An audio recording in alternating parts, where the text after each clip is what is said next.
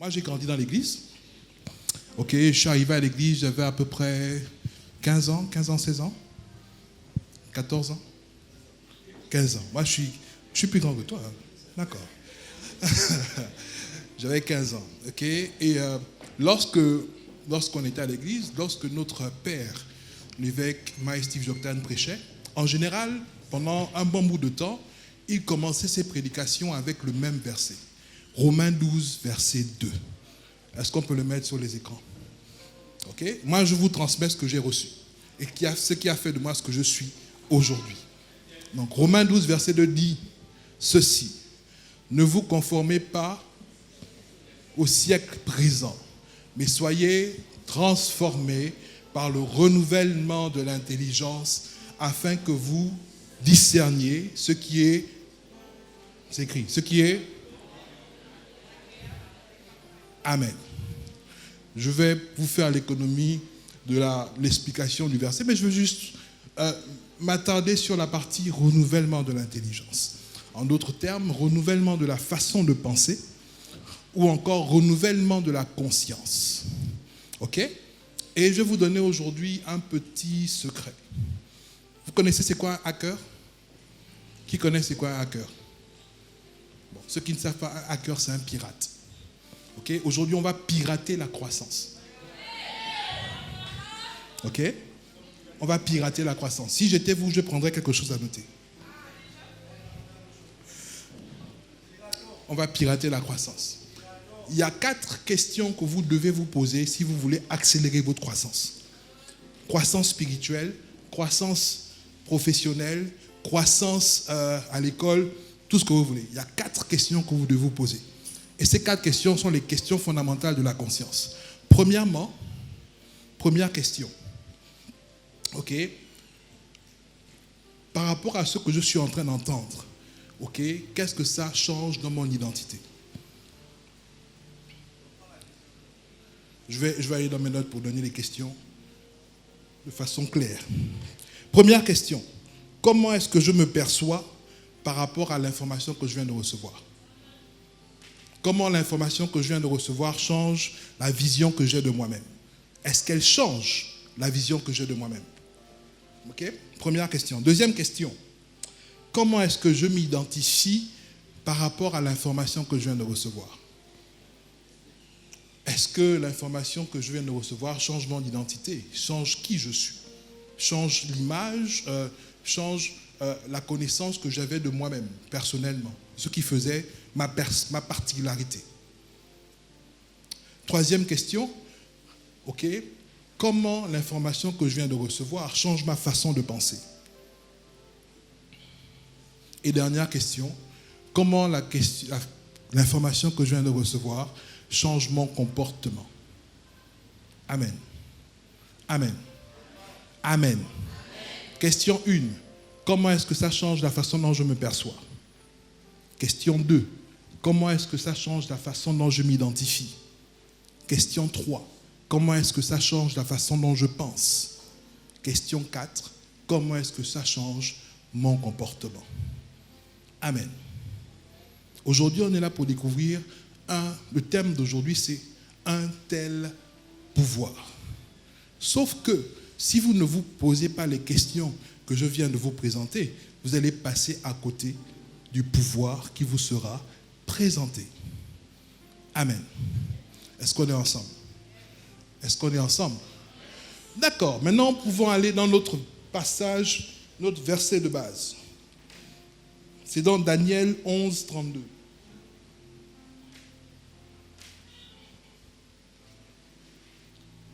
Daniel 11, 32.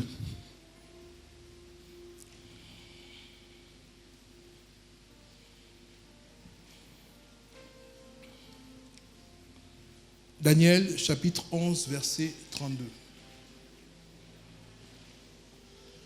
C'est bon?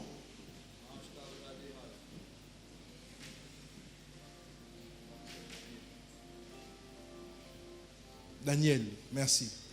Daniel 11, 32. Il séduira par des flatteries les traites de l'alliance.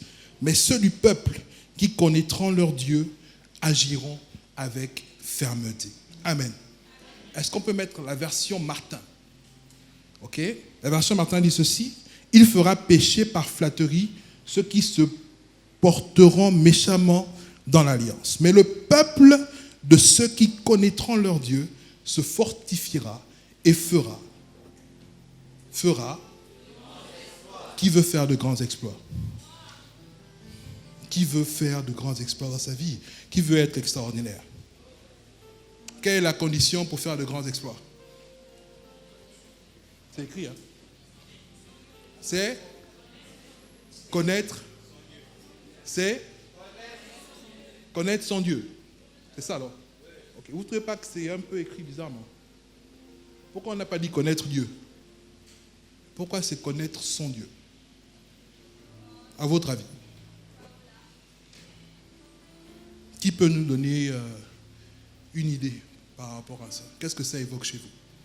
Pourquoi je vous pose la question? Parce que je me dis que si vous contribuez à la réflexion, ça va vous affecter naturellement un peu plus que si vous écoutez simplement. Oui, AP Karel, pas trop de révélations, s'il te plaît. Doucement, doucement. Bonjour à tous, parce que je pense que nous croyons tous en Dieu. Mais dans notre esprit, nous n'avons pas tous la même vision de Dieu. Merci, AP Karel. Avant d'aller plus loin, je vais d'abord m'arrêter sur le fait de connaître. Ok? La Bible dit dans Osée 4, le verset 6, « Mon peuple périt faute de connaissance. » Si on comprend bien le verset, ça veut dire que le pouvoir qui nous délivre de la mort, c'est... Est-ce que vous... Le pouvoir qui nous délivre de la mort, c'est... D'accord. Ah, c'est Dieu qui parle par l'intermédiaire du prophète Osée. Mais voici ce que Jésus dit. Jésus parle dans Jean 3, 17. Et voici ce que Jésus dit. Or, la vie éternelle, c'est qu'ils te connaissent, toi, le seul vrai Dieu, et celui que tu as envoyé, Jésus-Christ. Jean 3, 17. Amen. Amen. Il y a une chose qui a été, qui est commune. Désolé, je transpire beaucoup, il fait trop chaud. J'espère que d'ici là, on va arriver dans notre nouveau temple. Et tout, ce sera splitté, tout ça, on va plus beaucoup transpirer. Il y a une citation qui est souvent reprise par les Blancs concernant les Noirs.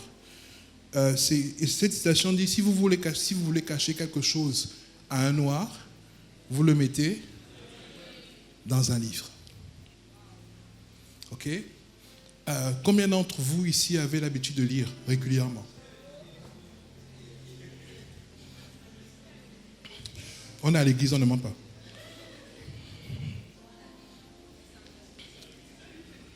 Combien d'entre vous prenez au sérieux les informations, les leçons que vous recevez à l'école ou à l'université? Quand je dis prenez au sérieux, c'est que vous étudiez pas forcément pas pour avoir une bonne note au devoir. Mais vous étudiez parce que vous savez que c'est une connaissance qui va changer votre vie demain. Il n'y a pas ici.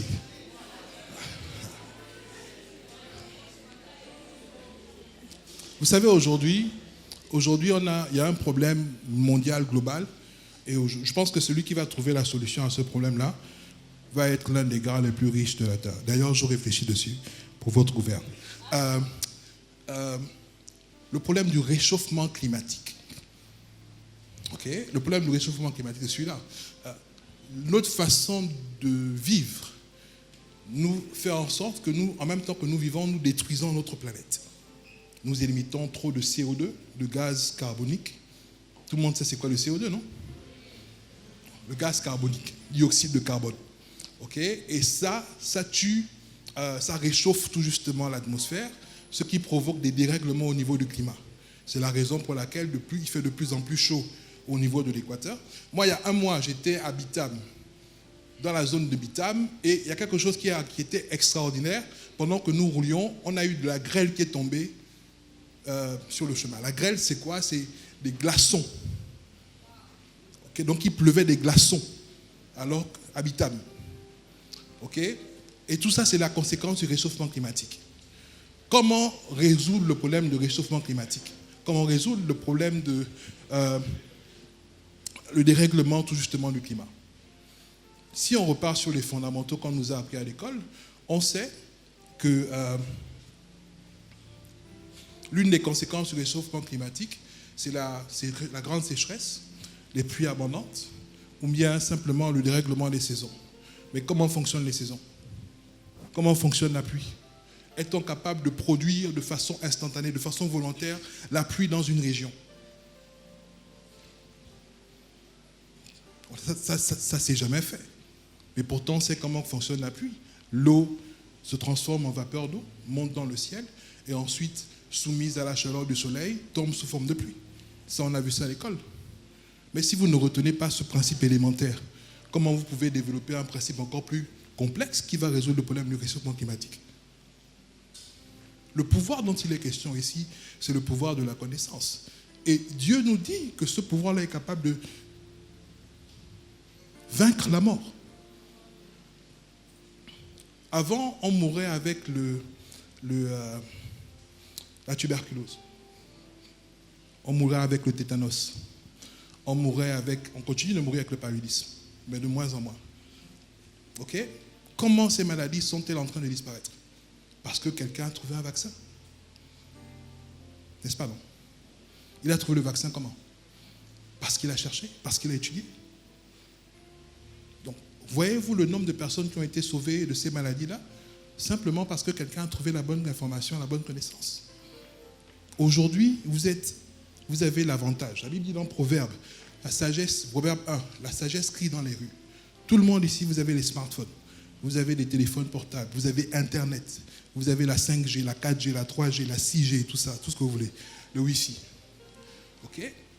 Sauf que l'usage que vous faites de ces instruments-là va déterminer où est-ce que vous allez demain. À quel degré, quel niveau de vie vous serez. Si vous utilisez ces outils-là pour vous informer, pour augmenter vos connaissances, pour augmenter vos compétences, vous irez très loin.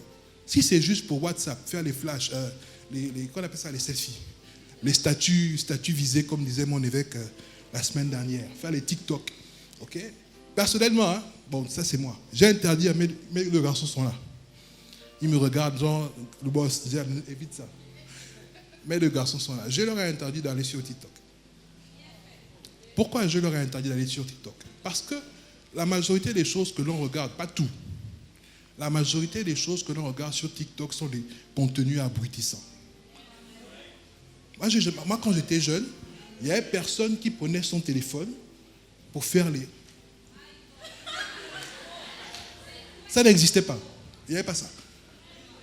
Il n'y avait personne qui prenait son téléphone pour imiter quelqu'un qui fait une bêtise ou bien un truc, ou bien pour se moquer de quelqu'un. Ça n'existait pas. Ok? Si TikTok, c'est vrai que TikTok, on peut avoir, il y a un autre évêque qui est sur TikTok, il y a ces messages qui sont là-bas, il y a l'AP Carrel. Mais si la majorité des gens sur TikTok ne suivent pas l'AP Carrel ou notre évêque, ça ne vaut pas la peine. Parce que ça les abrutisse. Ok? Et donc aujourd'hui, tu as en tes mains un outil extrêmement puissant. Mais qu'est-ce que tu en fais? Tu as un super pouvoir entre tes mains, ça s'appelle le smartphone. Qu'est-ce que tu en fais? Est-ce que tu t'en sers pour devenir meilleur? Est-ce que tu t'en sers pour gagner de nouvelles connaissances? Est-ce que tu t'en sers pour développer de nouvelles compétences? Est-ce que tu t'en sers pour faire fuir la mort?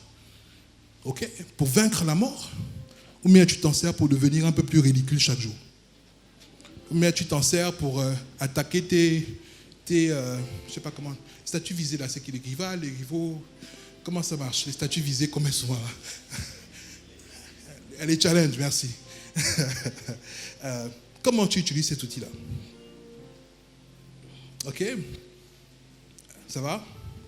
Ah, j'ai l'impression que j'ai touché une corde sensible, tout le monde nous regarde, genre, il veut nous amener où là? C'est quoi le problème? Non, les amis, soyez calmes, ce n'est que le début, on va aller, ça va aller. Notre évêque avait l'habitude de nous raconter une histoire simple. L'évêque, monsieur, va m'aider si je me trompe. L'histoire du chrétien biscuit. Donc il y avait un étudiant qui il avait fini ses études et il devait retourner dans son pays d'origine. Il a étudié dans un pays à l'étranger. Sauf que il avait dépensé toutes ses économies pour pouvoir se payer un billet de bateau. Et naturellement, le transport de ses affaires. Donc il a acheté son billet et après avoir payé son billet, il lui restait à peine quelques sous pour s'acheter un paquet de biscuits. Le voyage devait durer 1 semaine. Et donc, il n'avait que ces quelques sous-là. Il s'est pris un paquet de biscuits. Et il s'est dit, bon, j'ai mon paquet de biscuits. Le voyage va durer 1 semaine. Je n'ai pas d'argent pour payer la nourriture dans le bateau. Donc, voilà ce que je vais faire. Je vais m'enfermer dans ma chambre. Et puis, au fur et à mesure, je vais alterner entre le jeûne, la prière, et puis, je coupe avec mon paquet de biscuits. Mais quand je ne jeûne pas, je prends un peu de biscuits. Je vais tenir avec ça 1 semaine. OK? Et donc, c'est comme ça qu'il a commencé son périple. Et arrivé je crois que c'est le dernier jour ou l'avant-dernier jour, c'est tout, il décide quand même de sortir de sa chambre et d'aller se balader un peu sur le bateau. Donc quand il sort du bateau, les gens lui demandent, mais qui êtes-vous? Je suis le passager de la cabine 317. Mais on ne vous a pas vu depuis, vous étiez où? Ah, mais j'étais enfermé dans ma chambre. Mais pourquoi vous ne sentiez pas? Vous faisiez comment? Vous mangez comment? Vous vivez comment? Ah non, mais j'avais il ne voulait pas dire qu'il avait ce paquet de biscuits. Donc j'avais mes petites provisions avec moi. Je me gérais tranquillement. Et puis, le monsieur était intrigué. Il demande, vous êtes sûr que vos provisions pouvaient tenir 1 semaine? Oui, il n'y a pas de problème. Ah, mais ok, d'accord. En fait, nous, en général, qu'aujourd'hui, ça fait 1 semaine qu'on est sur le bateau, tout le monde se connaît, on se retrouve tous les midis au buffet et tout ça, machin. Vous n'avez jamais participé au buffet? Non, mais d'accord. Et au fil de la conversation, le jeune chrétien se rend compte qu'en réalité, dans le prix du billet qu'il a payé, il y avait le repas inclus, il y avait la boisson inclus, il y avait la piscine, il y avait le jacuzzi, il y avait tout ça. Mais le problème, c'est qu'il ne savait pas. Et donc, il a vécu 1 semaine de torture. Il a jeûné, prié et tout ça, économisé son paquet de biscuits, alors qu'il aurait pu jouir d'une semaine princière, de manger à sa faim et tout ça. Et le problème, c'est que c'est comme ça que nous vivons la majorité de nos vies. On n'a pas conscience du potentiel, du pouvoir que Dieu a mis en nous. L'abbé Carrel a dit tout à l'heure que chacun de nous avons une image de Dieu dans notre esprit. Et je vais développer dessus maintenant.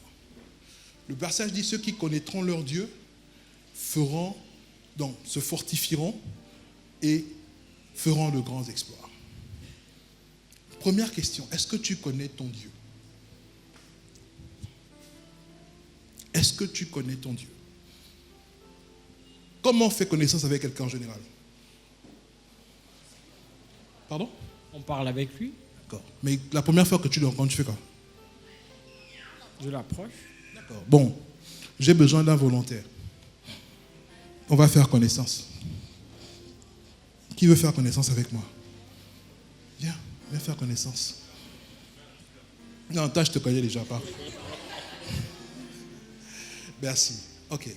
Donc, en général, quand on fait connaissance avec quelqu'un, on commence par demander quelle est ton identité? Ketia Bukondu. Ketia Bukondu, enchanté. Edouard Koudoussou, ravi de te connaître. C'est quoi l'identité de Dieu?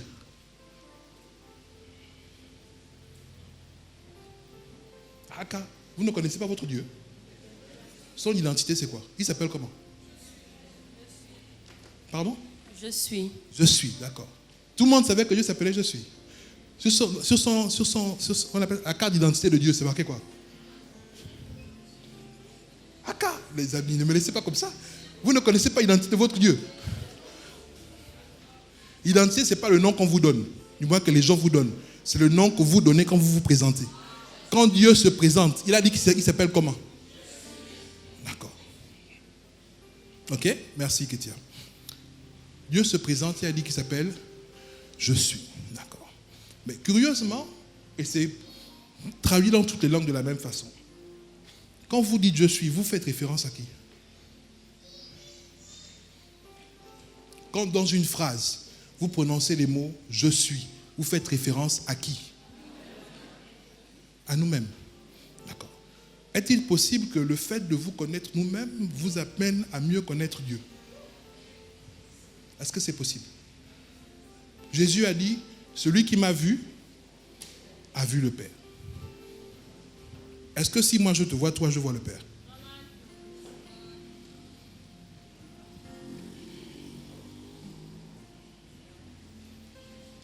La Bible dit que Dieu nous a créés à son image et à sa ressemblance. Donc ça veut dire que si moi je vois l'évêque Michel ou bien le pasteur Richard, je vois quelqu'un qui ressemble à Dieu. Je vois quelqu'un qui est à l'image de Dieu. Ok? Mais la problématique que nous avons, c'est que quand on se regarde, nous tous, on ne se ressemble pas. On n'a pas tous la même image. Mais pourtant, Dieu dit qu'il nous a créés à son image et à sa ressemblance. Donc, il y a quelque chose en nous, ok, qui ressemble à Dieu, mais qui n'est pas apparent. Donc, quelle est la chose en toi qui n'est pas apparent, mais qui fait que tu ressembles à Dieu?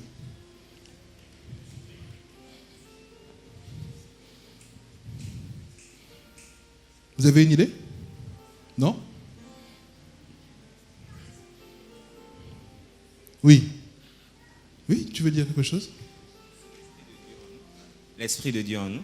L'Esprit de Dieu en nous. D'accord. Quelqu'un veut renchérir? Oui. Oh, non, ne bouge pas, ne respire pas. J'arrive vers toi. Le pouvoir. Le pouvoir. Ah. De mieux en mieux. Quelqu'un veut renchérir?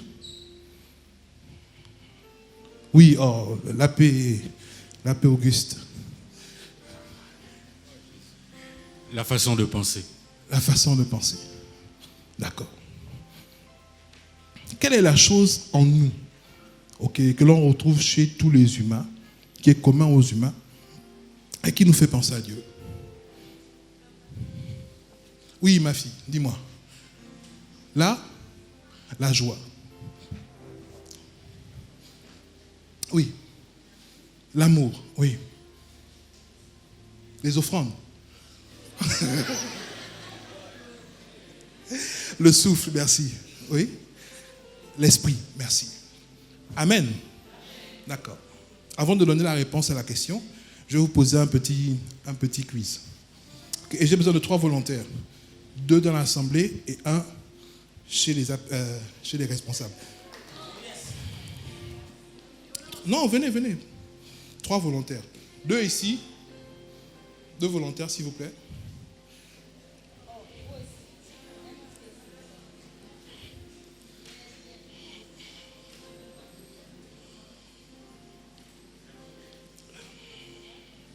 Donc, 1 Samuel 17, 37. C'est samedi prochain, on prêche fils de l'homme. Prophétise, fils de l'homme. Ah, on commence ça aujourd'hui. 1 Samuel 17, 37. On peut avoir ce verset, s'il vous plaît.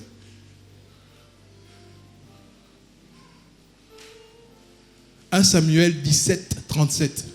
David dit encore, « L'Éternel qui m'a délivré de la griffe du lion et de la patte de l'ours me délivrera aussi de la main de ce Philistin. » Et Saul dit à David, « Va et que l'Éternel soit avec toi. » Ok, la question est simple.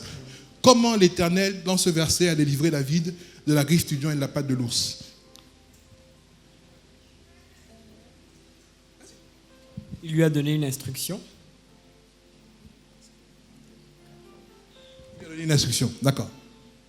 Je vais essayer. Pourquoi tu as peur? Dis ce que tu penses. Dis ce que tu penses. Prophétise. Il lui a dit d'aller. Il lui a dit de partir.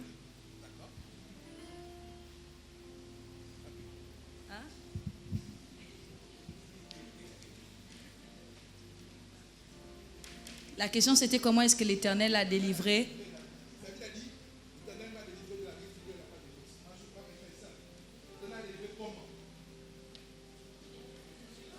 Par lui, par laissant l'esprit en lui, je pense. Je pense que Dieu était avec lui et David était tellement conscient de la présence de Dieu en lui qu'en allant, il n'est pas parti avec sa force, mais avec le Dieu dont il est conscient. Donc, ça revient à ce qu'on a dit, son Dieu. Amen. Ok. Lorsque j'ai posé la question à une amie, elle m'a dit non, certainement un ange est descendu du ciel et puis a tué le lion et a tué l'ours. Pourquoi je pose cette question-là? La vérité, c'est que si vous connaissez votre Dieu, vous savez comment il agit. N'est-ce pas, non? Quand David dit ici que l'Éternel qui m'a délivré de la griffe du lion et de la patte de l'ours me délivrera aussi de la main du Philistin. N'est-ce pas? Si vous avez du mal à comprendre comment David a fait, parce que ce n'est pas expliqué, comment David a fait pour être délivré par le lion et par l'ours, essayez de vous projeter comment il a été délivré du Philistin. Comment David a été délivré de Goliath. Est-ce que Dieu a envoyé un ange pour décapiter Goliath? Qu'est-ce qui s'est passé? David lui-même est parti au combat, mais quand il est parti au combat, il a vaincu Goliath avec la force que Dieu lui a communiquée. Ok? Donc, si c'est de la même façon que David a vaincu Goliath, qu'il a délivré de la force de la griffe du lion et de la patte de l'ours, ça veut dire que David a véritablement affronté le lion. Sauf qu'en affrontant le lion, Dieu lui a donné la force pour vaincre le lion. David a affronté l'ours, et en affrontant l'ours, Dieu lui a donné la force pour vaincre l'ours. Merci. Où est-ce que je veux en venir? Pourquoi Dieu fait en sorte que David affronte le lion et l'ours? Parce que Dieu veut faire connaître à David son potentiel. Parce que Dieu veut faire connaître à David les capacités qui sont cachées en lui. Parce que Dieu veut faire connaître à David le Dieu qui sommeille en lui. Quand David en a pris conscience, David savait maintenant qu'il était capable de vaincre Goliath. Par quoi? Parce qu'il a vaincu le lion et l'ours. Le problème que nous avons, c'est que des fois, quand Dieu nous met dans les combats, on fuit. Quand Dieu veut éveiller notre potentiel, c'est trop difficile, on fuit. Sauf que le potentiel ne s'éveille et ne se révèle que dans l'adversité. Et c'est ça la problématique. Une scientifique de l'Université de Californie a fait une étude suivante. Elle-même, elle est jumelle. Okay? Mais elle a remarqué qu'elle et sa sœur avaient beaucoup de points divergents. Du moins, elles n'étaient pas identiques. Donc, elle a commencé à étudier les vrais jumeaux. Le principe des vrais jumeaux, c'est quoi? C'est que c'est la même cellule. Ok? Donc, la même cellule qui est divisée en deux et qui donne deux personnes différentes. Les faux jumeaux, c'est deux cellules différentes qui donnent des personnes différentes. Okay? Donc, à la base, c'est une seule personne qui est divisée en deux. Les vrais jumeaux. Et dans l'étude qu'elle a faite, elle explique que la différence entre les vrais jumeaux dépend de l'environnement dans lequel ils évoluent. Pourquoi? Parce que potentiellement, leur potentiel est identique. Et ils ont les mêmes gènes. Dominant, récessif, c'est pareil. Un gène dominant, c'est un gène qui s'exprime. Un gène dominant est un gène qui s'exprime. Un gène récessif est un gène qui ne s'exprime pas. Par exemple, si ton père est gros, ta mère est mince, et que toi tu es mince, c'est que le gène de la grosseur est récessif. Il ne sait pas exprimer. Ça va? Sauf que, donc elle explique que deux personnes qui sont identiques à la naissance, okay, finissent par devenir différents parce qu'elles sont dans des environnements différents. Ce qui fait en sorte qu'il y a des gènes qui sont en toi, il y a du potentiel qui est en toi, qui ne va s'exprimer que parce que tu seras dans un environnement où le gène en question pourra s'exprimer. Je prends un exemple tout bête. Si tu as l'habitude de rentrer chez toi à pied, okay, et que tu habites à, 2-3 km de ton école, et que ton frère jumeau, lui, a grandi dans un environnement où il habitait à 500 mètres de ton école, tu seras beaucoup plus, comment on dit ça, les gens qui sont résistants, endurants, merci. Tu seras beaucoup plus endurant que ton frère jumeau. Pourquoi? Parce que le fait de marcher longtemps et régulièrement a permis de développer ton endurance, contrairement à celui de ton frère ou de ta sœur jumelle qui, elle, n'a jamais fait d'effort. Amen.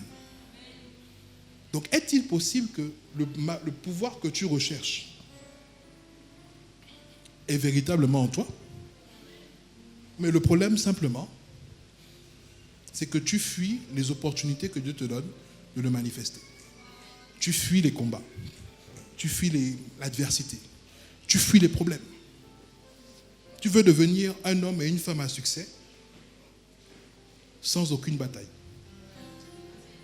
Tu veux devenir un guerrier, pas un guerrier, tu veux devenir vainqueur, plus que vainqueur même, ok, sans passer par aucune bataille, sans passer par aucune guerre. Et ce n'est pas possible. Ce n'est pas possible. Maintenant, qu'est-ce qui te rend victorieux dans la guerre? Qu'est-ce qui te rend victorieux dans la bataille? Qu'est-ce qui fait la différence dans la bataille? Qu'est-ce qui a rendu victorieux David par rapport à Goliath? Là, la connaissance de son Dieu. L'Éternel qui m'a délivré de la griffe du lion et de la patte de l'ours me délivrera de la main du Philistin. Sauf que la connaissance de ton Dieu est liée à la connaissance que tu as de toi-même. Ok? Écrivez ça s'il vous plaît. Et méditez dessus. Chacun d'entre nous, on a l'impression et on croit en fait, nous pensons croire à un Dieu unique. Mais la vérité, c'est que chacun d'entre nous, on a notre Dieu dans notre tête. On a une image de Dieu dans notre tête. Sauf que si l'image que tu as de Dieu est genre un Dieu petit, qui ne guérit que des maux de tête, sur qui tu ne peux pas compter quand tu n'as plus l'argent du taxi, ou bien c'est la raison pour laquelle tu vas fatiguer tous les tontons, tous les tantines et tout ça, c'est le Dieu que tu auras. Et tu auras donc les résultats de ce Dieu-là. Si tu crois à un Dieu qui est fort, qui est puissant, qui est capable de te sortir, de te prendre de la pauvreté, de te placer sur la table des rois, tu auras les résultats de ce Dieu-là. Okay? Et je peux avoir mon verset de base, s'il vous plaît, c'est Daniel 37. 11.33, 11.32, merci. Le fait que tu connaisses ton Dieu, le fait que tu connaisses qui est ton Dieu, te permet de faire des exploits. Ce n'est pas Dieu qui fait des exploits, c'est toi. Le fait de connaître qui est ton Dieu te permet à toi de faire des exploits. Amen. Amen. Ok, je vais conclure avec ce verset. C'est dans Matthieu 9, 6 à 8.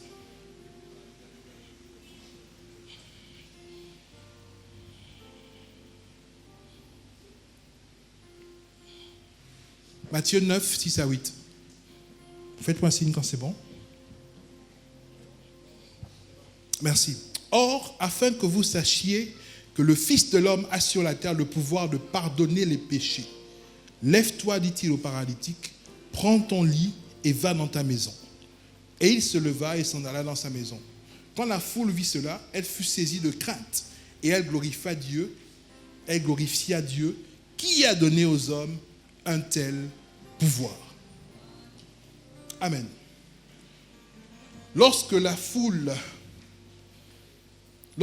vit cela, elle fut saisie de crainte et elle glorifia Dieu qui a donné aux hommes un tel pouvoir. Lorsque vous regardez le verset commence par « afin que vous sachiez » la connaissance, que le Fils de l'homme a sur la terre le pouvoir de pardonner les péchés. Lorsque Jésus, c'est Jésus qui parle ici. Lorsque Jésus parle, il ne dit pas le Fils de Dieu. Il ne dit pas les fils de Dieu. Il parle des fils de l'homme. Donc il parle de toi et de moi. Chaque fois dans la Bible que vous voyez fils de l'homme, Jésus parle de toi. Il ne parle pas des anges, il parle de toi. Ok? Et Jésus dit ici, afin que vous sachiez que le Fils de l'homme a le pouvoir de pardonner les péchés, lève-toi, prends ton lit et marche. Qu'est-ce que ça veut dire?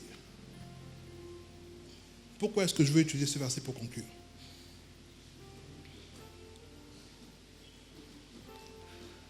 Il faut que ta vie fasse en sorte que la foule glorifie Dieu en disant qu'il a donné aux hommes un tel pouvoir. Il faut que tu réussisses à manifester le pouvoir que Dieu t'a donné. Il faut que les gens, quand ils regardent ce que tu fais, quand ils regardent tes exploits, tout ce qu'ils ont à faire, c'est dire « Oh Dieu, oh Dieu, Oh Dieu. Oh Dieu. Je ne savais pas que c'était possible. Non, il n'y a que Dieu. Il n'y a que Dieu. Si ta vie ne rend pas gloire à Dieu par les exploits, par le pouvoir que tu manifestes, je ne suis pas sûr que Dieu sera content de te voir quand tu vas le voir au ciel. Amen. Amen.